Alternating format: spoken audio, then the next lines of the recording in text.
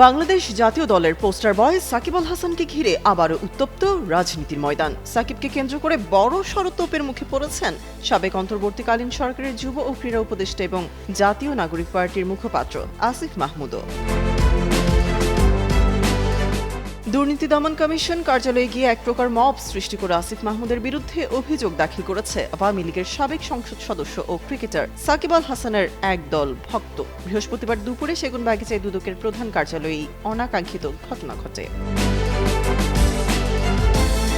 দুদক সূত্র জানায়, বৃহস্পতিবার দুপুরে হঠাৎ করে ২০-৩০ জনের একটি দল সাকিব আল হাসানের পক্ষে স্লোগান দিতে দিতে দুদক কার্যালয়ে জড়ো হয়। তারা কার্যালয়ের ভেতরে প্রবেশ করে সাবেক উপদেষ্টা আসিফ মাহমুদের বিরুদ্ধে দুর্নীতির অভিযোগ এনে একটি লিখিত আবেদন জমা দেওয়ার দাবি জানান। বিসওয়াক্স আর ভিটামিন ই সমৃদ্ধ স্কোয়ারের ময়শ্চারাইজিং মেরি লিপ কেয়ার, এবার হাসুন প্রাণ খুলে।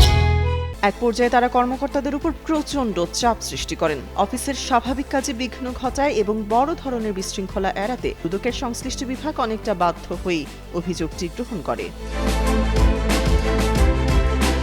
দুদকের এক কর্মকর্তা গণমাধ্যমকে জানান, একদল লোক এসে কার্যালয়ের ভেতরে হট্টগোল করে সংশ্লিষ্ট কর্মকর্তাদের অভিযোগ গ্রহণে বাধ্য করেছে। বেনামে দায়ের করা অভিযোগটি পর্যবেক্ষণের জন্য রাখা হয়েছে।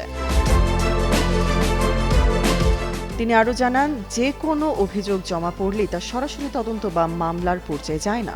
জোর করে জমা দেওয়া অভিযোগটি আইন অনুযায়ী যাচাই বাছাই করা হবে। সুনির্দিষ্ট তথ্য উপাত্ত বা সত্যতা পাওয়া না গেলে এটি সরাসরি বাতিল করা হবে, আর অভিযোগ পাওয়া গেলে পরবর্তী প্রক্রিয়া গ্রহণ করা হবে।